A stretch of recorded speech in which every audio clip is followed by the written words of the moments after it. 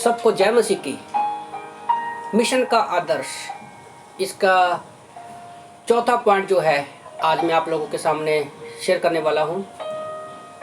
तीसरा पॉइंट है मिशन के आदर्श का। तीसरा पॉइंट है कि सेवकाई में भाग लेना।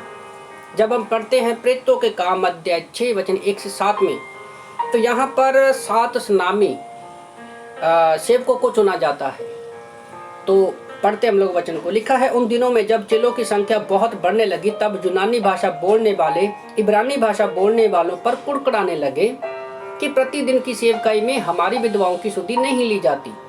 तब उन 12 ने चेलों की मंडली को अपने पास बुलाकर कहा, ये ठीक नहीं कि हम परमेश्वर का वचन छोड़कर खिलाने पिलाने की सेवा में रहें। इसलिए हे भाइयों, अपने में से 7 सुनामी पुरुषों को जो पवित्र आत्मा बुद्धि से परिपूर्ण हो चुन लो। हम उन्हें इस काम पर ठहरा दें, परंतु हम तो प्रार्थना और वचन की सेवा में लगे रहेंगे। ये बात सारी मंडली को अच्छी लगी।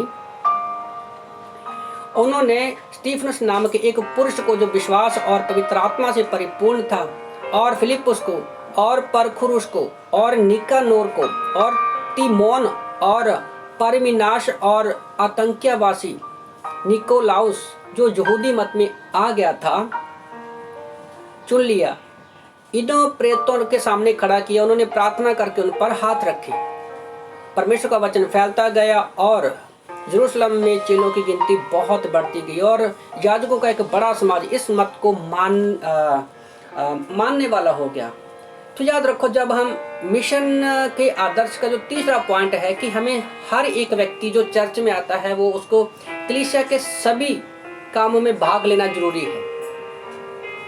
याद रखो, अगर एक पास्टर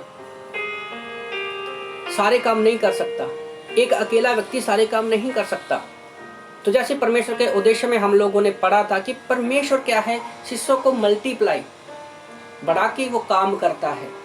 उसी तरह से हमें जैसे जैसे गिनती बढ़ेगी, अगर एक पास्टर ही, एक अगुआ ही सारे काम करेगा तो वो थक जाएगा।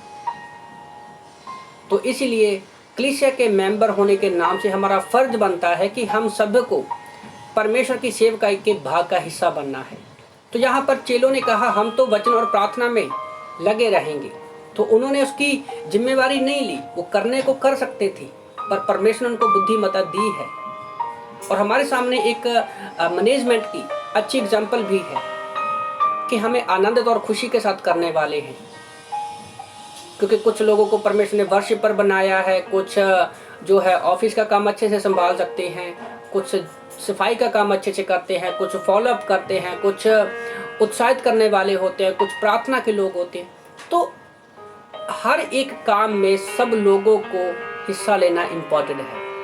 जब आप कलीसिया में बने रहते हो तो हमें पता चलता है कि कौन सा व्यक्ति कौन से काम के लिए परफेक्ट है।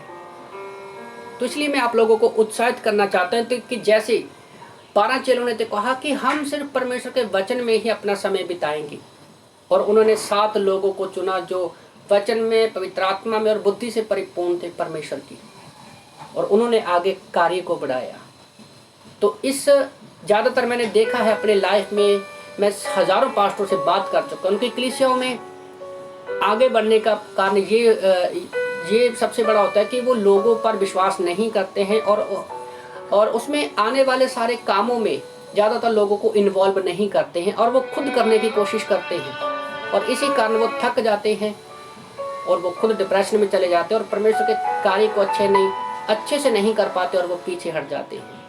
तो पर हम लोगों ने ये सारी चीज़ें बाइबल क्लासेस में सीखी हैं और अपने जीवन में लागू कर रहे हैं, और हम कलीसिया को बढ़ता हुआ देख रहे हैं।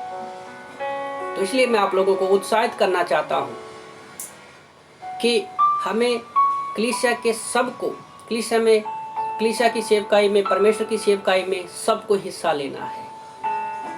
आमीन।